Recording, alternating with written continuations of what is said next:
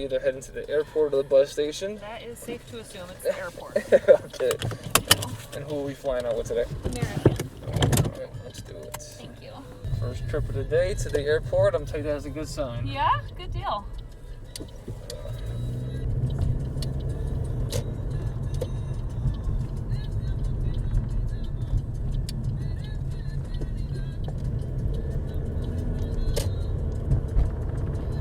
Oh, it's a week.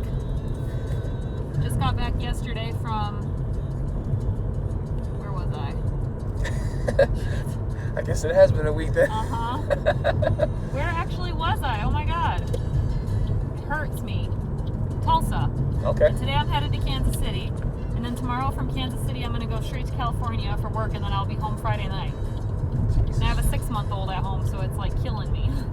What do you do? I'm a medical device rep.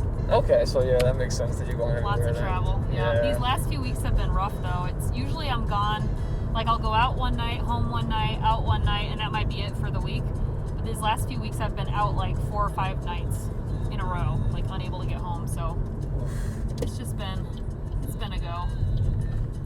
His dad stays home with him, so that's nice. At least he has someone he knows and loves that's for him. But and you said 6 months? yep. Oof, that's still baby. Yeah, he's a little guy. It's hard to leave him.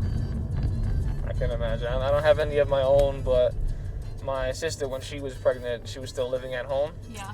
So when she came home from the hospital, I was the We're there oldest around uncle. the Yeah. munchkin. Yep. His father wasn't in his life as much, especially in the beginning. Yeah. So I was like that male influence to That's him. good. You guys must have a good relationship then. Oh, absolutely. I love that kid. That's awesome. Yeah, we're really lucky. We both have a set of parents in town, so Oh, he has lots of help. But takes a village, man. yep, for sure. He also has a little cousin who's literally 2 weeks younger than him, so they're going to be really close in age, and that'll be nice. It's like the brother right there, gonna be basically. Yep, exactly. Everybody's like, when are you having the next one? I was like, we had a built-in next one. We're good. Seriously, right? I don't think I'm here for that twice. I'm not gonna lie.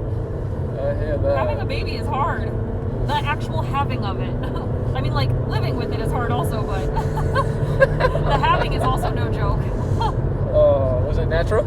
Yeah, no drugs, no nothing. Actually had a water birth at Dara Luz, which was amazing. And I would highly recommend that. We just had midwives, no doctors, it was like not a hospital situation. It was really nice. Yeah, no, obviously, that's so if you have dope. complications, that's stressful, but we didn't have any. He came real fast on the 4th of July. All right. Like a firecracker. I was gonna say firecrackers for sure, right there. Yeah. So. That's amazing. Congratulations. Yeah, thank man. you. But after that whole thing, I'm kind of like, maybe one is good. That's a pretty intense experience right there for it to be your first two. So it's just like, I can completely see why you feel that way. Yeah. Everybody's like, oh, you forget that, and I'm like, I don't know. I'm 6 months out, and it's still pretty fresh in my mind. I mean, my sister, she had her last kid. I think Hayden is 11 years old now. Wow. And she's pregnant now. She goodness. got the urge. She was like, I want another one. Maybe 11 years is enough where you really do forget what it was like. But I hated being pregnant. I didn't like being pregnant. I didn't like bond with my pregnancy at all. I was like, I'm not even gonna like this kid when he comes out. Of course, I love him. I love the shit out of him. He's like the sweetest kid ever. But at the time, I was just like, I never need to do this again. My husband's the one who wanted a baby. Oh, like, yeah, he just went really crazily, legit. so Okay. he was all about it, and I was like, well, not your body, not your whole thing going on, Oh man. But he's happy with one, and now that he's a stay-at-home dad, I think he's rethinking his priorities a little bit. Like, maybe one's okay. One sounds amazing, One's right? good. And the other thing is, like, the schools aren't that great here, so with one, I could probably like afford, like more of a charter or something if I wanted to. And with one, you can like pick up and go if you want to like travel Europe, or it's easy to fly with one, and traveling is easier. The more you have, it's just like, oof, it's like and usually, like, I'm like a psychology geek. Yeah. So like, there's a middle child and the only children that have similar like struggles and upbringing and stuff. But you have that built in brother, Built-in so I brother, feel yeah. like It'll be he, okay. he won't have the same struggles of an only child because he's always gonna have that person to go Yeah. to who's very similar minded, same For age sure. and everything. So he'll have that escape. That's so interesting because I'm kind of into that too. I'm a first kid, and so is my husband. So we both have that kind of like type A, caretaker mentality. And then we both have a younger sibling, and they are like quintessential the younger sibling. Like both of them are. I'm the middle child. Bro. You're the middle child. Yeah. So what do the middle child and the only child have in common? We spend a lot of time alone.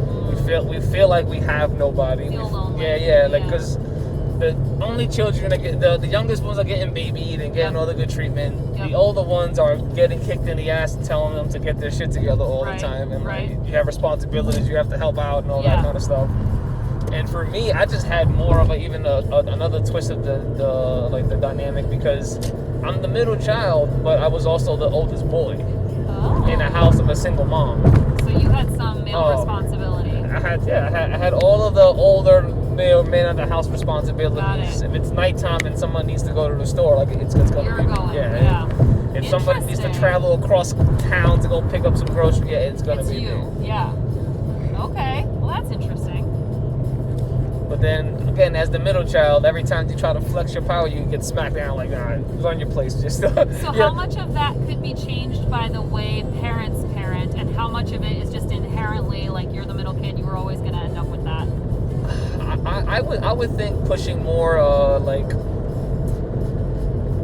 pushing more of the friendship circles, because I mean that's how kids, especially once they get to that like 12 to like 16, 17 age, The socializing. yeah, bit. the social group, like the importance leaves from the parents accepting me to more or less like, are my friends and are my peers are gonna accept me. Yes. So when they get in that age, definitely push. Foster the relationship. Yeah, like if they want to go hang out with their friends as much as, all right, yeah, go ahead, go do your thing. That's good advice. I appreciate that. No problem. Because I am kind of worried about him being an only child. Like, I'm not worried about him being spoiled. I don't really think, neither of us are the types, we're kind of hard asses, both of us are.